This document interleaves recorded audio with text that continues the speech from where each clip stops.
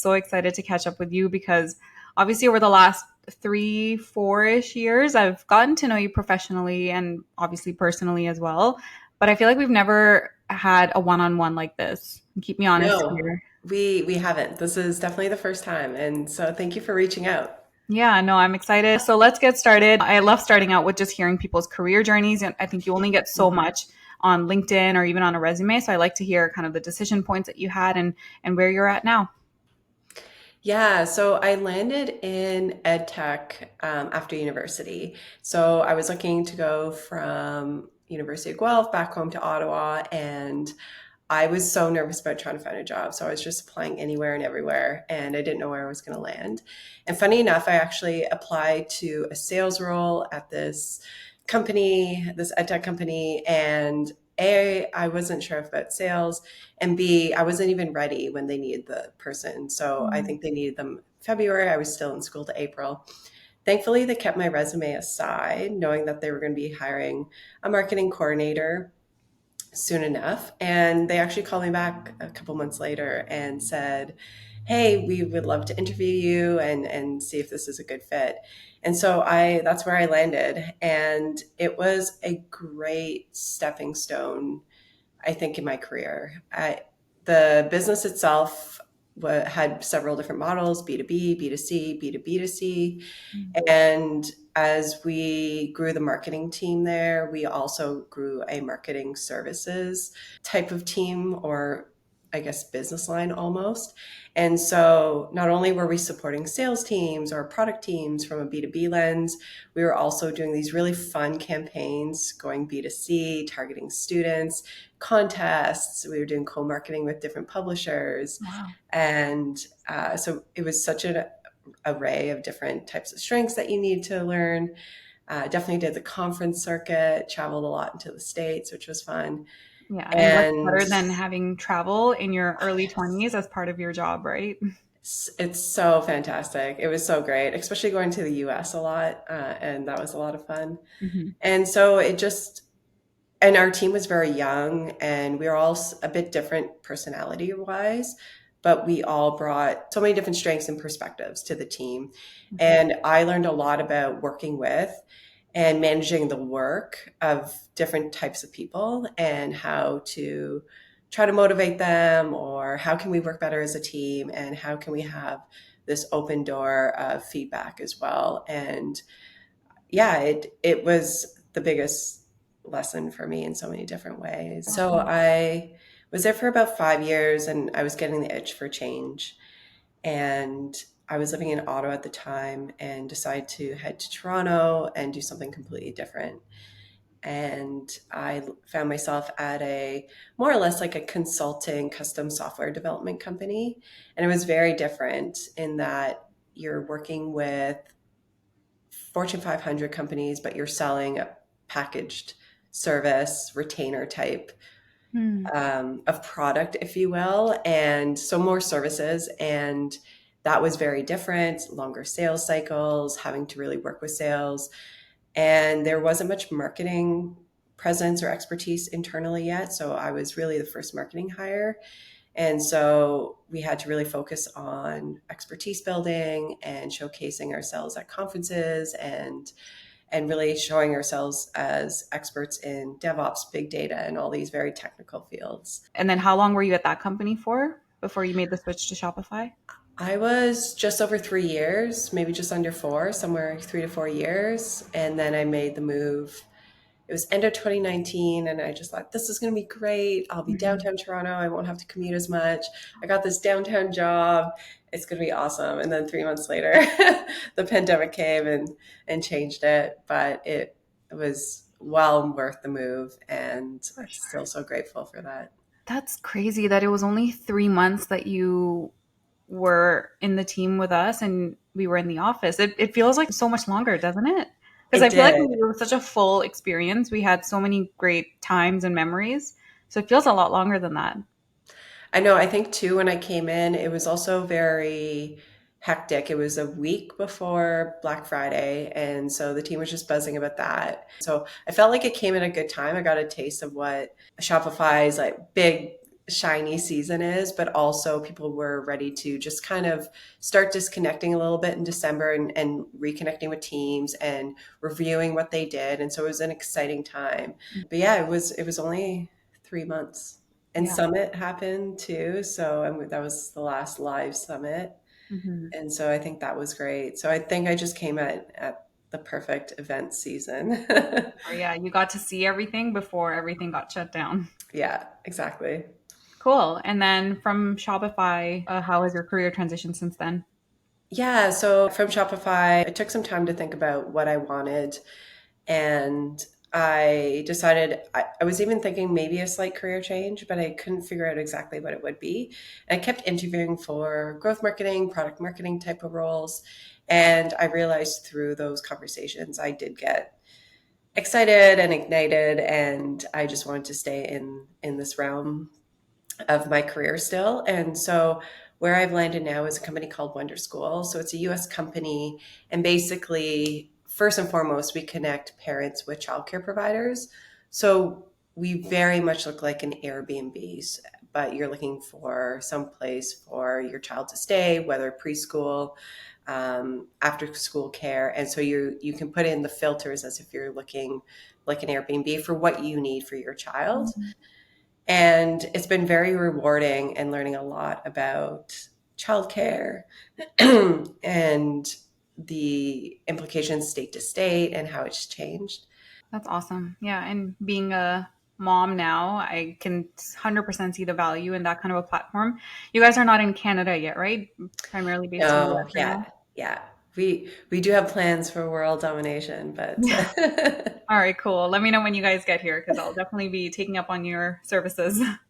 So that sounds like a lot of, exciting roles that you've had over time, and it's great to see that you really found an area that you're still excited by, which is growth marketing. Now, on the personal front, I know you've also gone through something pretty yeah. significant. Do you want to share a little bit of your story there? Yeah, so in the midst of, my Shopify run, 2020, late 2020, I started to get some weird symptoms that really honestly felt and looked like COVID, but it just kept turning out not to be. Hmm. And quickly in February 2021, everything basically changed. So I was diagnosed with stage 4 lung cancer. I guess it was February 9th, 2021. And at that time, it did not look very good initially.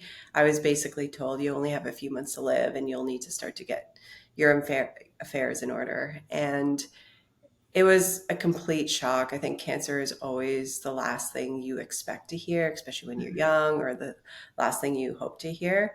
And generally, I always thought I was a healthy person. And Hmm. so it just didn't make sense to me. Hmm.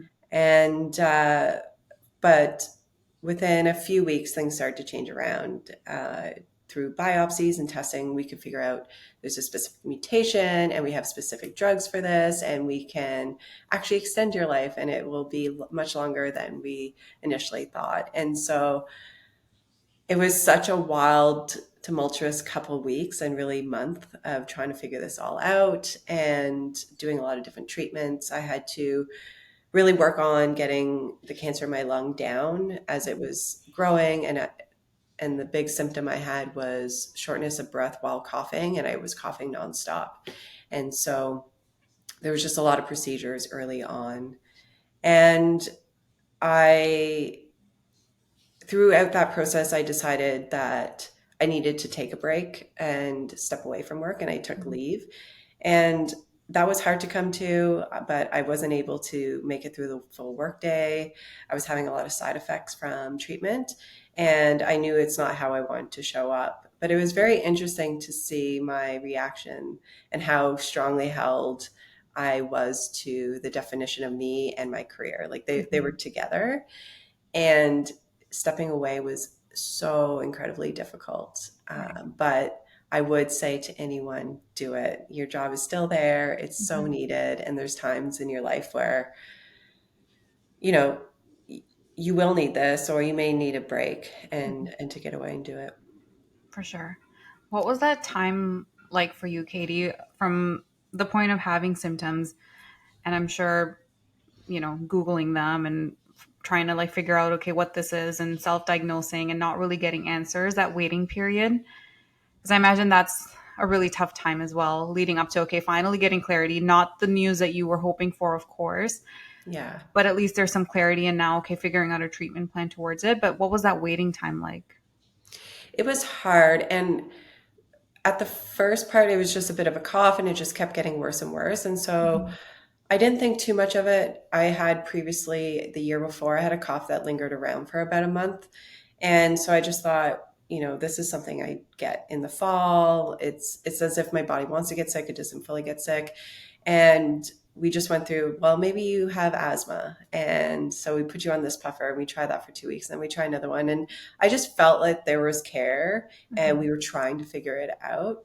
I think the scary thing for me though was after a few months and just not getting better. And I got to the point where I had to write post-it notes. So I'd work all day and by the evening it was way worse because I've been talking, I've been aggravating myself Mhm. and I couldn't talk to my partner. I would have to write on post-it notes to him to Yeah. communicate.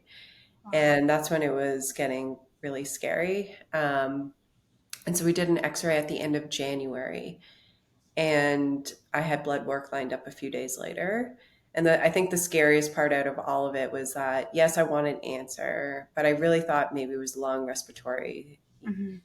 something like that. But I found out I had a mass in my lung. And at the time, my doctor called and told me that. And I just felt a big sinking. I didn't feel good about this. He Mhm. thought, it could be many different things. And he mentioned a few things. And so he said, well, just wait. We're going to do blood work. And then from there, we'll have more answers. I did blood work 2 days later. I remember it was a Tuesday. I was supposed to get a more scanning and more work done at a hospital. And I was hoping to get a call by Monday because I Right. was seen as an emergency or an important case, but I was just waiting. So that was hard because I knew that we need to figure it out. And each day that went by, and no one's calling on the weekend. Mhm. And then Tuesday morning, my doctor called and said, your blood work is way out of whack. Rush yourself to the hospital. Oh. We think you have like a big blood clot in your lung. So interesting. So that was terrifying. Ran to the hospital, and I just basically had to convince people still during the pandemic that I need to be in here, that I need to be seen, Mhm. and that this is an emergency order, basically from my doctor. And so those moments were worse than anything else, just because we were getting close and everything just seemed so much of an emergency. Mhm. And and then even the weeks after, knowing the situation, but we were still trying to figure out how bad it was. Right. So those were the hardest moments. Yeah, and I can imagine, like you said, convincing people why you need to be here during a pandemic when a lot of these kind of symptoms are brushed off. Self advocating is so important in these situations, but I can imagine how hard that must have been because you're still trying to wrap your head around what's going on, let alone trying to convince someone else to give you the care that you need. Yeah, self-advocating is huge. And I wish I did it more prior to my diagnosis. Mhm. However, I felt that I was very much in the motion. Well, I'm busy. I got a job. I just came back from a big vacation. It was fun. Mhm. And it's just a cough. And it wasn't until it got really bad that I started to get concerned. Right. And I think there was ways that I could have pushed harder and self-advocated more, Mhm. but it still happens to Yeah, today. And I think the biggest thing is everyone knows what your normal is, and when it's off, it's you deserve the answers. for sure. Yeah. I'm happy that, eventually you got to the point where, okay, you needed to get the attention and you did, and you advocated for Yeah. yourself. So we're here now. And I'm honestly just so inspired and impressed by your journey and how much you've been thriving and the positivity and self love that you have, not only for yourself throughout this journey, but also for everyone else. Every interaction that I have with you, I just feel really good walking away from it because of the energy that you bring in. Thank you. That's very nice for you to say. So, Katie, you mentioned that, it was hard for you to let go of that career aspect when you kind of first were feeling a lot of these symptoms. So, how would you say your perspective has changed since having cancer? Yeah, so for me, it took me a long time just to get used to not working and be comfortable in that space. And to try to define who I am and what I like beyond work. I had an understanding to a degree, but it wasn't until I completely pulled away and almost wasn't able to work that I realized I really want to have a self that isn't tied to that. And at the end of the day, I want to be known for, something beyond my work.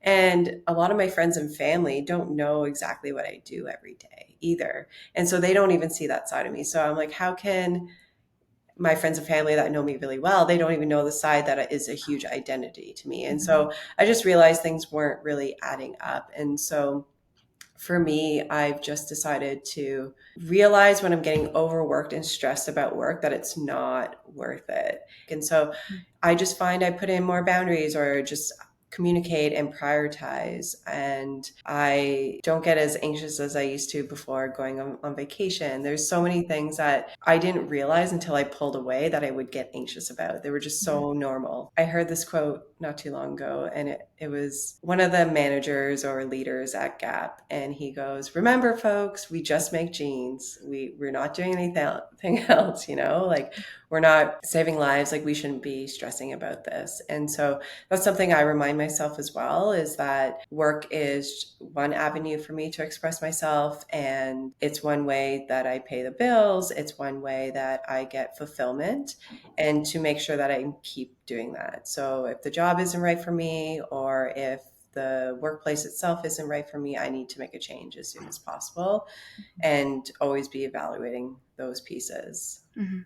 Love that. I think it's really valuable to kind of take a step back, reflect, and really prioritize all the different facets of your life, including work. Yeah.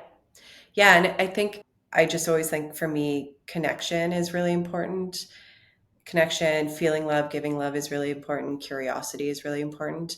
And once I really understood those two pieces of my life and what's important, I bring that to both. I bring that to work. So for me, connections at work is really important.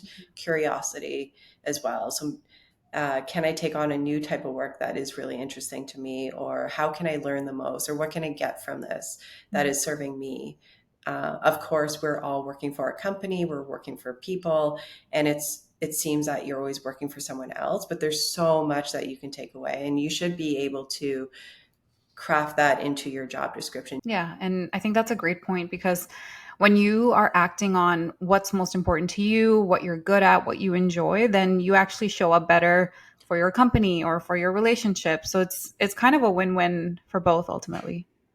I think so too. The other thing I would say about this is that I realized that I would go to work and put my best out, and then I would come home and I would be tired. And so, whether it was friends I was living it with or my partner, I just felt that they wouldn't get always the best of me. Mm. And I didn't like that either, that I was giving all of myself to one thing fully. And so, how can I come back from work, figure out a way to recharge? But to your point, if you're doing if you have your flair, or if you have meaning beyond just doing a job and keeping a job, it does help you come home and feel a lot better. Love that.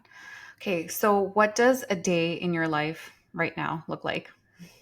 Yeah, I'm an early riser. I am usually up. Winter Katie is actually up earlier than summer Katie. Same. However, I would say that I'm not one to jump into work right away. So I need that space. So I will usually work out. And even if it's a day that it's more of a rest day, I'll do some type of stretching or yoga, or maybe I'll do a walk. Mhm. Sometimes I'll clean, but I need space and time to wake up. And then after that, it's mostly breakfast, grab my coffee, and then sit down to work. So I'm either a 7:30 to 4 or 8 to 4 kind of person. You will never get anything productive or good out of me between 4 and 5 typically. Mhm. Yep. And so I am either previously I would commute home, but now I take my dog for a walk and we spend a nice afternoon walk outside. And then, yeah, then it's either I'm cooking or my partner's cooking. We're both cooking. And the evenings are, I don't know, they always fly by. Like it Mhm. could be watching TV, journaling, going for a walk, meeting friends. So, It's a mix. Yeah. yeah. Awesome. Well, what would you say are maybe some hopes and plans that you have for the future? Maybe for the rest of this year, we're about halfway through. Honestly, it's pretty simple. I work in seasons. So there's seasons where I am full of social plans and visitors, or I'm traveling. And so I just mostly concentrate on that and work. So I'm coming into that summer season of just enjoying having visitors come, doing just some short travel myself. So that will be the focus. And I'm hoping to take a course in the fall, something related to my career. Don't know what it's going to be. Nice. And so I like to do that usually in the fall. And in the meantime, I'm also volunteering. And so we have some events between August and October. So I'll be helping there. You've got And your plate full. yeah, have my plate full. So yeah, that wraps up really the year. Yeah, and honestly, I couldn't picture you any other way. I feel like you like to be busy, you like to be doing things, seeing people, so that makes a lot of sense. Yeah, and lots of outdoor time for sure. Yeah. Cool. Well, I think that's pretty much it for the questions, but I do have some more questions that are quicker, rapid fire questions. So we'll jump right into those. Okay, so you are just outside of Victoria. What are your favorite food spots in or around Victoria? Food truck would be finest at sea. They have like really good fish and chips, and it's really cute. It's by the water. Cafe Mexico for tacos, and Wind Cries Mary. It's an interesting name, but it's like phenomenal. Nice. Okay, what is your favorite way to unwind after a long day? Getting outside, going on a walk. I think that's my favorite thing to do. Yeah, I feel like I could have guessed that one actually. Okay, well, speaking of getting outside, getting a walk, are there any BC hikes that you'd recommend? I would know more about the island, but where we live is very close to many hikes. And so there's one called Partridge Hills, and it's stunning. It's a pretty high hike up, but the view is incredible. You Mm, see mountains in the distance and the water, and it's gorgeous. And then there's another one. It's in John Dean Park, but it's called Pickles Bluff, and nice. it has a stunning view looking eastward, so you can see all the mountains towards the stateside and the mainland, and you look over Sydney, and it's gorgeous. Okay, next question. Is there anything that you have on your bucket list right now? The first thing that comes to mind is I really want to get down to Argentina. Like it's been on my list for so long. I haven't done anything in South America. I would have to say that's my big thing right now is trying to figure Nice. that out. Yeah. Awesome. Okay, last question. I said this before, Katie, but you honestly are such an inspiration. So I'm curious to know, where do you find your inspiration? For me, it's basically anyone and everyone I meet, my friends, my family, my partner. He does so much all the time. And I always found that regardless of who I'm talking to, everyone's going through something and everyone is going through their own battle or trying to get over something or get through something. And to me, I'm just constantly in awe. Even my healthcare team, what they Mhm. do to help so many people. So inspiration comes honestly easily and from everywhere. So I love that. Cool. Well, I think that wraps it up then for us, Katie. Thanks so much for agreeing to do this. I know this was out of your comfort zone, but I hope you enjoyed it. I personally, selfishly did. I feel like I learned so much about you, and it was just good to kind of catch up one on one as well. yeah, I'm really happy I did this. It just felt like we were catching up, like nothing Yeah, was being recorded. exactly. Easy peasy.